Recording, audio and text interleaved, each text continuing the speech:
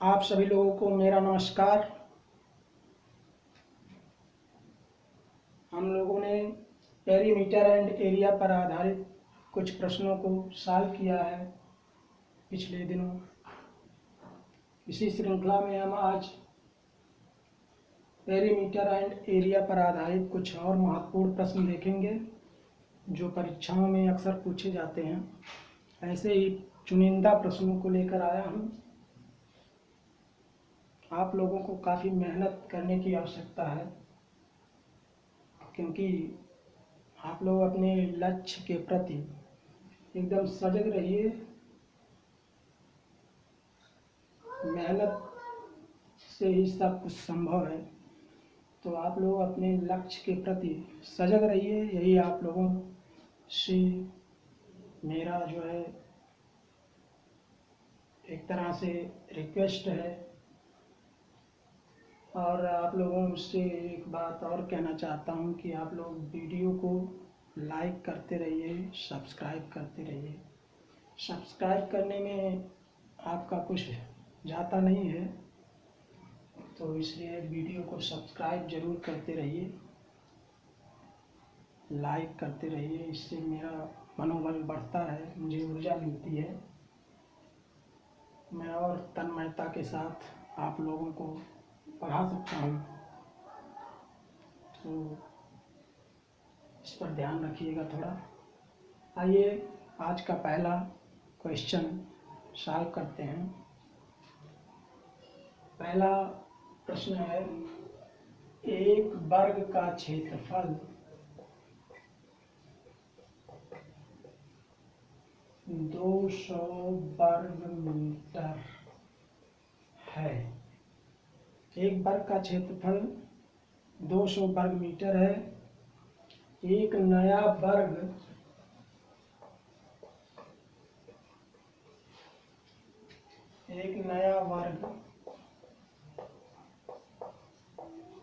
इस प्रकार बनाया जाता है। एक नया वर्ग इस प्रकार बनाया जाता है कि उसके विकर्ण की लंबाई पहले विकर्ण की लंबाई की उसके विकर्ण की लंबाई पहले विकर्ण की लंबाई की √2 गुना है। नए वर्ग का क्षेत्रफल ज्ञात कीजिए। नए वर्ग का क्षेत्रफल हमें ज्ञात करना है। नए वर्ग का क्षेत्रफल ज्ञात करना है, तो आइए इसको देखते हैं। एक वर्ग का क्षेत्रफल 200 वर्ग मीटर है। एक नया वर्ग इस प्रकार बनाया जाता है कि उसके विकर्ण की लंबाई पहले विकर्ण की लंबाई की √2 गुना है। नए वर्ग का क्षेत्रफल हमें ज्ञात करना है। तो हमने एक फार्मूला लिखवाया था, वर्ग का क्षेत्रफल = विकर्ण का स्क्वायर। वर्ग का क्षेत्रफल = विकर्ण का स्क्वायर बटे 2। ये फार्मूला हमने लिखवाया। वर्ग का क्षेत्रफल = भुजा स्क्वायर भी होता है। अगर भुजा मालूम होता तो वो फार्मूला लिखते। यहाँ पे हमें विकर्ण दिया है, विकर्ण निकालना है। वर्ग का क्षेत्रफल दिया है, इसमें प्रश्न में विकर्ण का जो है उल्लेख किया गया है, तो हम इस फार्मूले का प्रयोग करेंगे। वर्ग का क्षेत्रफल हमें मालूम है 200 वर्ग मीटर। इसके स्थान पे हम 200 लिखेंगे। वर्ग का क्षेत्रफल = विकर्ण स्क्वायर। मान लीजिए विकर्ण पहला वर्ग है, तो d1 मान लीजिए, d1 स्क्वायर अपान 2। इसका इसमें तिरछा गुणा कर दिए, तिर्यक गुणा, तो d1 स्क्वायर = हो जाएगा 200 गुणे 2 400। 400 हो गया d1 स्क्वायर। d1 = 400 का वर्गमूल 20। d1 स्क्वायर = 400, तो d1 = 20। मीटर, ये पहले वर्ग के विकर्ण की लंबाई आ गई। अब दूसरे वर्ग के विकर्ण की लंबाई पहले वर्ग के विकर्ण की लंबाई की √2 गुणा है। तो दूसरे वर्ग के विकर्ण की लंबाई d2 मान लो, इसकी लंबाई d2 की पहले वर्ग के विकर्ण की लंबाई की √2 गुणा है, तो 20 गुणे √2। तो दूसरे वर्ग के विकर्ण की लंबाई क्या हो गई, 20√2। दूसरे विकर्ण की लंबाई क्या है, पहले विकर्ण की लंबाई की √2 गुणा। तो पहले विकर्ण की लंबाई हमने √2 से गुणा कर दिया। d2 = 20√2 metre. ये दूसरे वर्ग के विकर्ण की लंबाई हो गई। अब दूसरे वर्ग, नए वर्ग, मतलब दूसरा वर्ग वही नया वर्ग, नए वर्ग का क्षेत्रफल ज्ञात करना है। तो नए वर्ग का क्षेत्रफल अब काफी आसान हो गया है सवाल। नए वर्ग का क्षेत्रफल हम ज्ञात कर लेंगे, हमें नए वर्ग का विकर्ण मालूम हो गया, क्षेत्रफल हमें पता चल जाएगा। नए वर्ग का क्षेत्रफल कुछ नहीं करना है, यहाँ नए वर्ग का क्षेत्रफल फार्मूला यही रहेगा, विकर्ण स्क्वायर अपान 2। नए वर्ग का विकर्ण कितना है, 20√2। यहाँ पे हम 20√2 का होल स्क्वायर कर देंगे अपान 2। ये हो गया 20√2 का होल स्क्वायर, इसका मतलब 20√2 का होल स्क्वायर मतलब 20√2 गुणे 20√2 बटे 20 का 20 में गुणा होगा 400, और √2 का गुणा √2 में होगा, तो करड़ी हट जाएगी, अंडर रूट हट जाएगा, तो √2 गुणे √2, ये रूट हट जाएगा, करड़ी हट जाएगी, केवल 2 बचेगा। 20 का 20 में 400, 400 और √2 का गुणा √2 में, तो 2 आ गया। 400 गुणे 2 बटे 2, 2 से 2 कैंसिल हो गया, इक्वल टू कितना बचा, 400। नए वर्ग का क्षेत्रफल 400 वर्ग metre. This is your answer. बहुत ही आसान सवाल था। ऐसे ही सवाल, ये सवाल कई परीक्षाओं में पूछा जा चुका है। आइए हम अगला प्रश्न देखते हैं। आप लोग कंसंट्रेशन रखिए, काफी कंसंट्रेट होने की आवश्यकता है, क्योंकि लक्ष्य से जो विचलित हो जाएगा उसके लिए लक्ष्य प्राप्त करना बहुत ही मुश्किल होगा, काफी मेहनत की आवश्यकता होती है।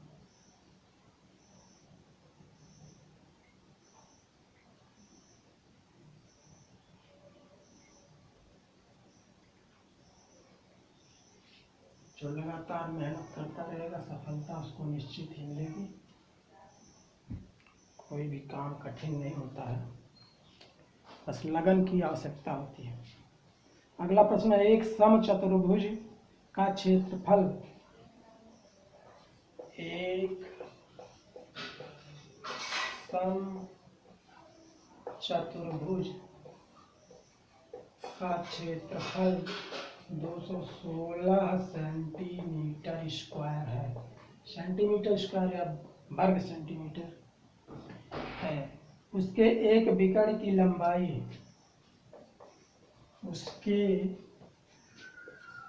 एक विकर्ण की लंबाई, उसके एक विकर्ण की लंबाई 24 सेंटीमीटर, एक विकर्ण की लंबाई 24 सेंटीमीटर। समचतुर्भुज का परिमाप याद कीजिए। समचतुर्भुज का परिमाप हमें ज्ञात करना है। समचतुर्भुज का परिमाप हमने फार्मूला लिखवाया था समचतुर्भुज। समचतुर्भुज क्या होता है पहले तो आप लोग जान लीजिए, एक बार तो हमने बताया भी था पिछली क्लास में। समचतुर्भुज की चारों भुजाएं आपस में बराबर होती हैं और समचतुर्भुज के विकर्ण एक दूसरे को 90 डिग्री पर बाइसेक्ट करते हैं। समचतुर्भुज के विकर्ण एक दूसरे को 90 डिग्री पर बाइसेक्ट करते हैं। 90 डिग्री। और ये विकर्ण एक दूसरे को समद्विभाजित भी करते हैं। मतलब ये विकर्ण एक दूसरे को बराबर भागों में बांटते हैं। जितना इधर लंबाई होगी उतना इधर लंबाई होगी, जितना यहाँ से यहाँ की लंबाई होगी उतनी ही लंबाई यहाँ से यहाँ तक की।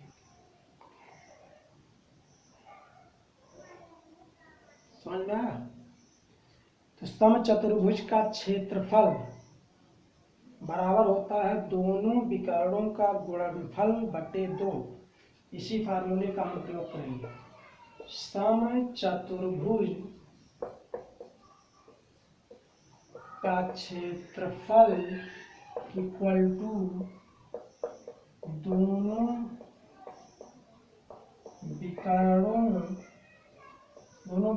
का गुणनफल बटे 2। समचतुर्भुज का क्षेत्रफल इक्वल टू दोनों विकर्णों का गुणनफल बटे 2 है।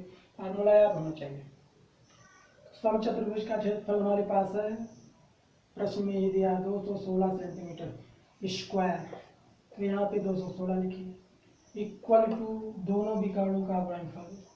एक विकर्ण की लंबाई हमें मालूम है 24 सेंटीमीटर, तो यहाँ पे 24 लिख दीजिए। दूसरे विकर्ण को हम D2 मान लेते हैं। एक विकर्ण की लंबाई 24, दूसरे को D2 मान लीजिए अपान 2। अब इसको हम काट देते हैं। 2 और 24, 12 D2, 12 यहाँ बचा, यहाँ D नीचे एक बचा, एक का कोई मतलब नहीं है नीचे। 12 D2 equal to 216, 216। D2 equal to कितना हो जाएगा? अब ये सब स्टेप बढ़ाने की आवश्यकता नहीं है। आप सवाल समझ गए तो आप यहाँ तुरंत ही निकाल सकते हैं। 1 मिनट के अंदर, आधे मिनट के अंदर इस सवाल को सॉल्व किया जा सकता है। बस समझने की आवश्यकता है, इसलिए हम थोड़ा स्टेप बढ़ा रहे हैं। नहीं तो इसको हम अपनी समझ के एक लाइन में आंसर निकाल। D2 इक्वल टू 216 बटे 12, काटोगे 12 कम 12, 9 बचा, 96, 12 98। D2 इक्वल टू कितना है? 18 सेंटीमीटर। दूसरे विकर्ण की लंबाई हमें 18 सेंटीमीटर मिल गई। अब इस समचतुर्भुज का हमें परिमाप निकालना है। परिमाप क्या होता है? बाहरी जो किनारे हैं उनका योग, बाहर चारों भुजाओं का योग, ये बाहरी किनारों का योग। तो हमें जब इसकी भुजा पता चलेगी, एक भुजा, चारों भुजाएं बराबर होती है, एक भुजा ज्ञात हो गया तो चारों भुजाएं ही उतनी लंबी होंगी। तो हमें परिमाप पता, चारों भुजाओं को जोड़ लेंगे, परिमाप पता चल जाएगा। तो हमें दो विकर्णों की लंबाई पता होगी। समचतुर्भुज के दोनों विकर्णों की लंबाई हमें पता हो गई। समचतुर्भुज के दोनों विकर्णों की लंबाई हमें पता हो गई। एक 24 सेंटीमीटर, एक 18 सेंटीमीटर। एक 24 सेंटीमीटर, एक 18 सेंटीमीटर।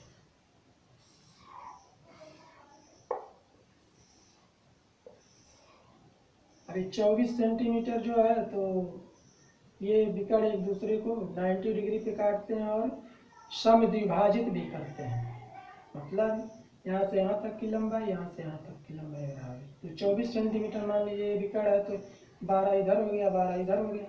और ये 18 सेंटीमीटर एक विकर्ण आया तो 9 इधर हो जाएगा, 9 इधर हो जाएगा। यहाँ से यहाँ तक 9, यहाँ से यहाँ तक 9, यहाँ से यहाँ तक 12 है, यहाँ से यहाँ तक 12। अब ये कोण कितना होता है? 90 डिग्री। 90 डिग्री एक दूसरे को 90 अंश पे काटते हैं, तो 90 डिग्री के सामने का भुजा कट हो गया। तो ये मान लो x, एक्स है, एक्स चारों भुजाएं बराबर होती है, एक्स स्क्वायर इक्वल टू क्या हो जाएगा, लंब का वर्ग प्लस आधार का वर्ग। तो एक्स स्क्वायर इक्वल टू आधार का वर्ग या लंब का वर्ग, एक्स स्क्वायर इक्वल टू हो जाएगा लंब का वर्ग प्लस आधार का वर्ग। तो x square equal to 12 square plus 9 square, x square equal to हो गया 12 का स्क्वायर प्लस 9 का स्क्वायर। एक्स जो है समचतुर्भुज की भुजा है, तो एक्स स्क्वायर इक्वल टू हो गया 12 बराबर 144 प्लस 9 9 81। तो एक्स स्क्वायर इक्वल टू 144 और 81 4 5 8 4 12 2 225। तो एक्स इक्वल टू 225 का वर्गमूल कितना होता है 15। X equal to 15 centimetre. समचतुर्भुज की भुजा 15 सेंटीमीटर, 15 15 15 चारों भुजाएं 15 बराबर होती हैं समचतुर्भुज की भुजाएं। तो परिमाप क्या हो गया 15 15 15 4 बार जोड़ 15 गुणे 4। समचतुर्भुज का परिमाप इक्वल टू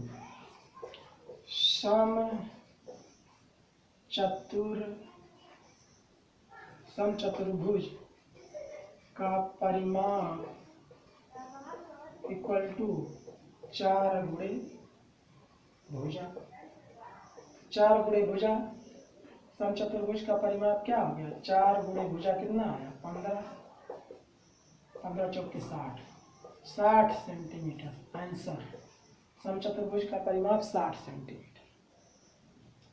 4 गुणे भुजा 15 गुणे 4 4 गुणे 15। समझ में आ गया होगा, काफी आसान सवाल था।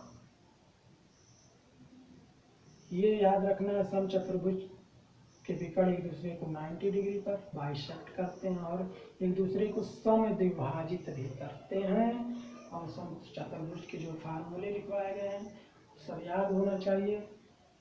बार बार अगर आप इस पर आधारित ऐसे ही सवाल लगाएंगे तो ये काफ़ी आसान हो जाएगा। फिर आपके सामने प्रश्न आते ही आप उसको 1 मिनट के अंदर सॉल्व कर देंगे। अभ्यास करने से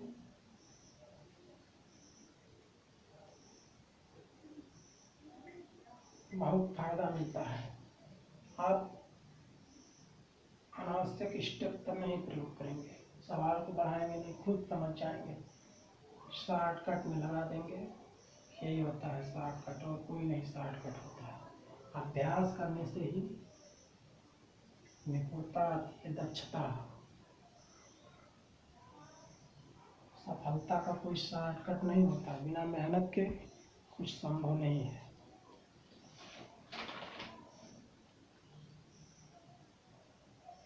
अब हम समखटभुज की भुजा अगर ए हो तो विकर्ण की लंबाई इक्वल टू 2a। समखटभुज के बारे में हम थोड़ा आप लोगों को बताएंगे। समखटभुज 6 भुजाओं से, समखटभुज 6 समान भुजाओं से घिरी हुई आकृति समखटभुज कहलाती है। 6 समान भुजाओं से घिरी हुई आकृति क्या कहलाती है समखटभुज। समखटभुज 6 तरफ से घिरी हुई आकृति समखटभुज कहलाती है। मतलब इसके 6 भुजाएं क्या होंगी बराबर, इसीलिए तो इसको समखटभुज कहा गया है। अगर समखटभुज की भुजा ए हो तो विकर्ण की लंबाई 2a। समखटभुज की भुजा अगर ए हो तो उसके समखटभुज की विकर्ण की लंबाई 2 होती है। और समखटभुज का परिमाप, समखटभुज का क्षेत्रफल,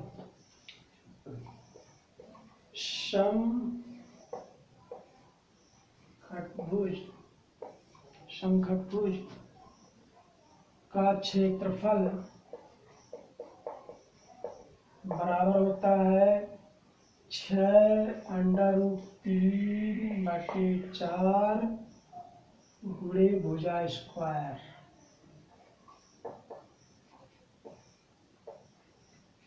समखंडभुज का क्षेत्रफल बराबर 6√3/4 गुणे भुजा स्क्वायर।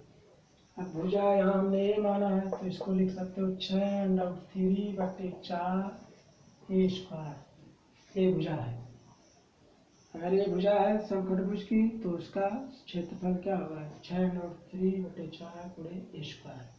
ये भुजा है और इसका विकर्ण तो ये हो जाएगा विकर्ण समखंडभुज का। समखंडभुज के परिवृत्त की त्रिज्या बराबर समखंडभुज की भुजा ए।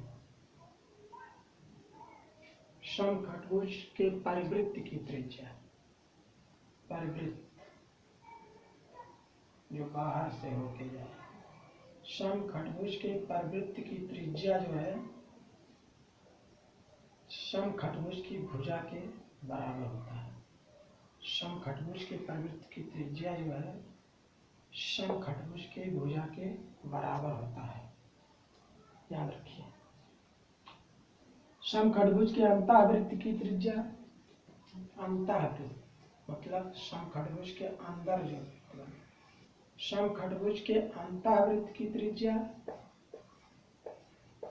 समखंडभुज के अंतःवृत्त की त्रिज्या, समखंडभुज के अंतःवृत्त की त्रिज्या बराबर होता है √3/2 गुणे भुजा। √3/2 गुणे भुजा। भुजा यहाँ पे ए है माना गया है। कि समखंडभुज का क्षेत्रफल बराबर होता है 6√3/4 गुणे भुजा स्क्वायर और समखंडभुज के अंतःवृत्त की त्रिज्या बराबर √3/2 गुणे भुजा।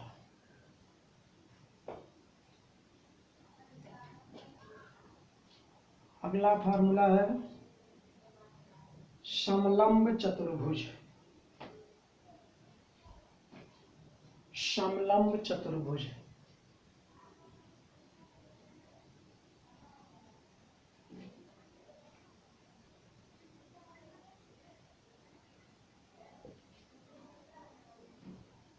समलंब चतुर्भुज में दो भुजाएं जो है समांतर होती हैं। समलंब चतुर्भुज में आमने सामने की दो भुजाएं समांतर होती हैं। समलंब चतुर्भुज का एक प्रॉपर्टी है समलंब चतुर्भुज। ये दो भुजाएं, ये और ये समांतर एक दूसरे के, समलंब चतुर्भुज के आमने सामने की भुजाएं।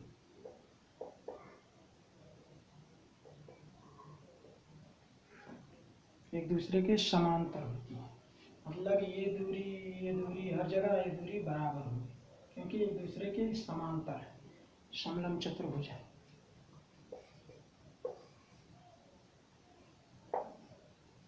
समलंब चतुर्भुज का क्षेत्रफल बराबर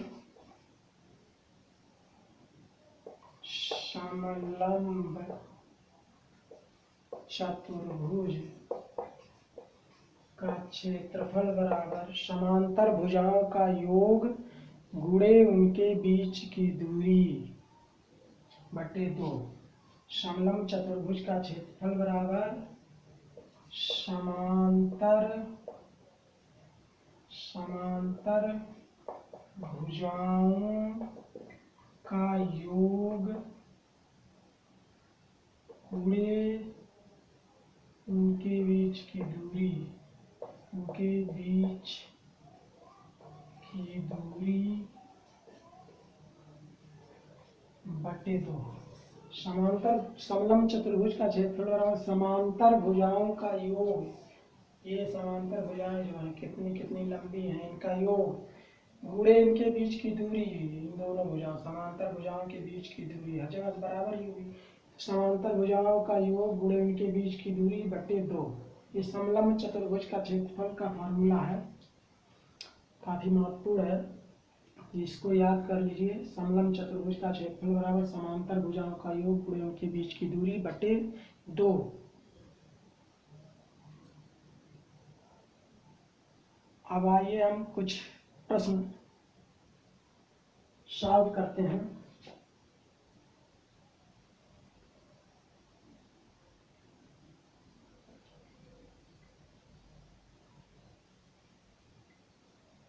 आप लोग वीडियो को जो है लाइक करते रहिए और ज़्यादा से ज़्यादा सब्सक्राइब करते रहिए।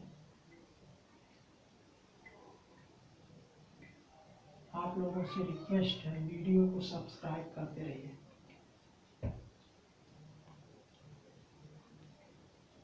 पहला प्रश्न है, 2√3 सेंटीमीटर भुजा वाले समखंडभुज का क्षेत्रफल होगा। 2√3 सेंटीमीटर, 2√3 सेंटीमीटर भुजा वाले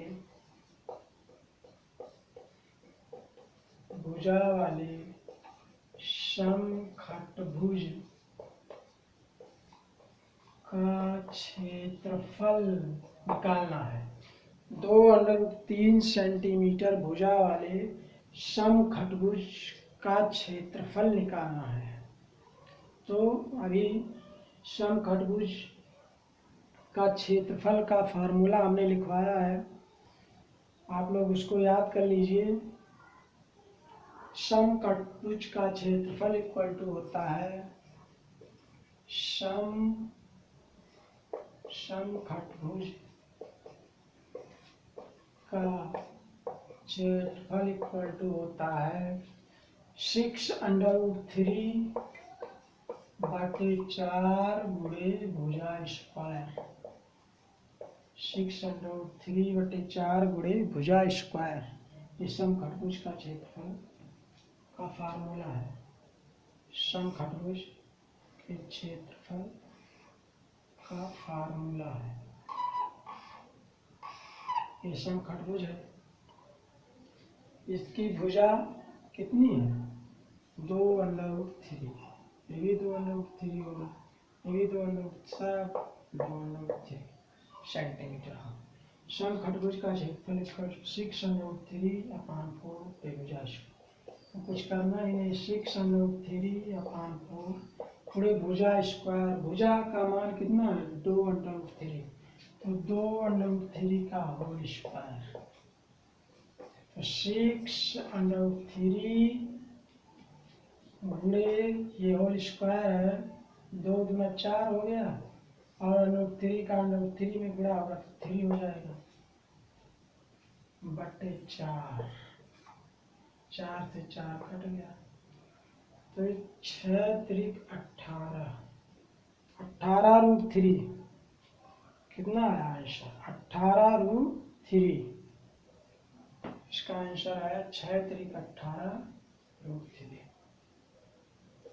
6 त्रिक 18√3, 18√3 वर्ग सेंटीमीटर समखंडभुज का क्षेत्रफल। 18√3 वर्ग सेंटीमीटर। बहुत ही आसान सवाल था और कई बार परीक्षा में आया है, तो ऐसे ही प्रश्न पूछे जाते हैं।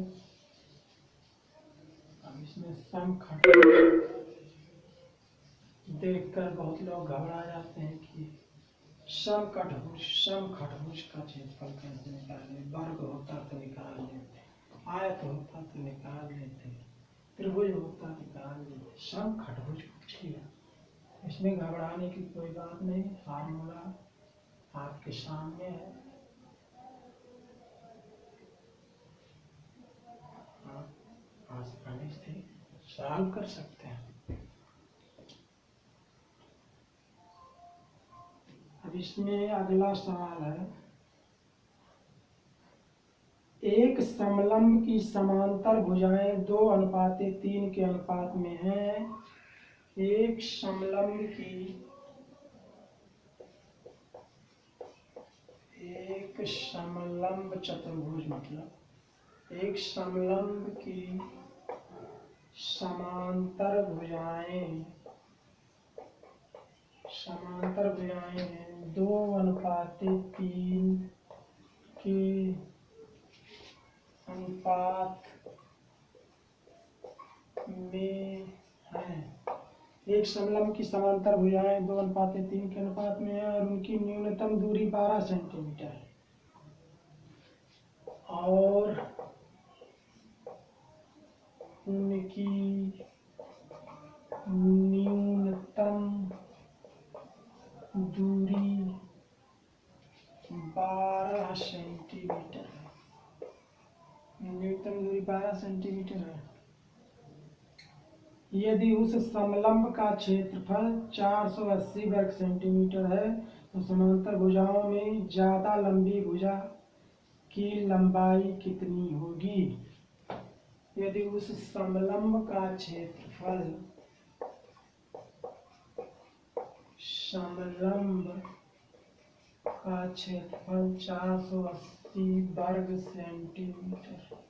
480 वर्ग सेंटीमीटर है तो समांतर भुजाओं में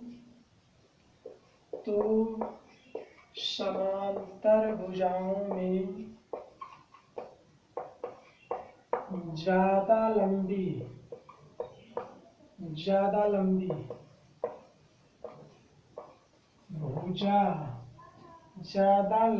भुजा की लंबाई कितनी होगी?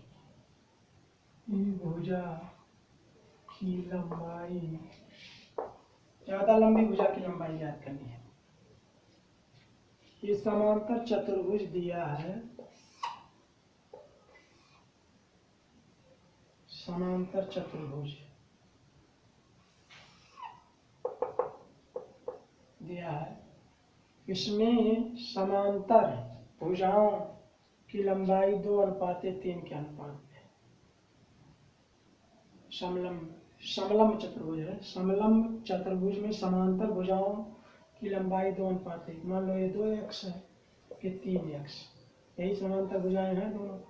इनकी लंबाई 2:3 के अनुपात में है और इनके बीच की न्यूनतम दूरी मतलब ये जो दूरी है, ये दूरी हर जगह समान होगी क्योंकि समांतर है।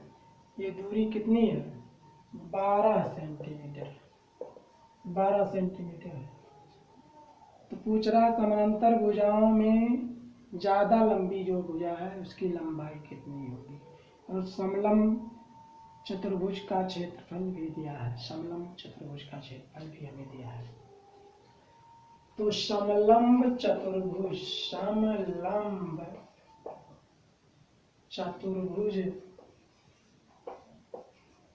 का क्षेत्रफल बराबर क्या होता है? समांतर भुजाओं का योग।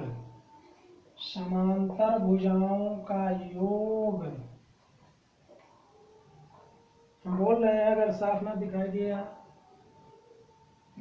रहा होगा तो नोट करते रहिएगा। समांतर भुजाओं का साफ ना दिखाई दे रहा होगा।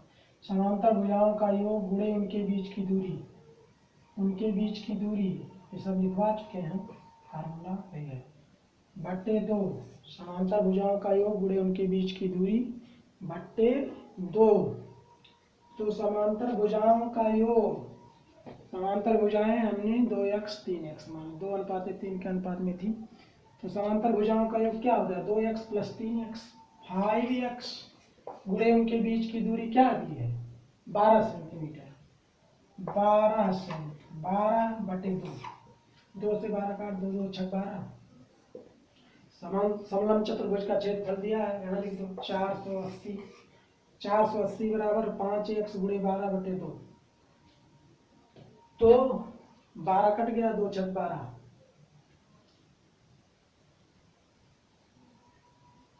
2 × 12।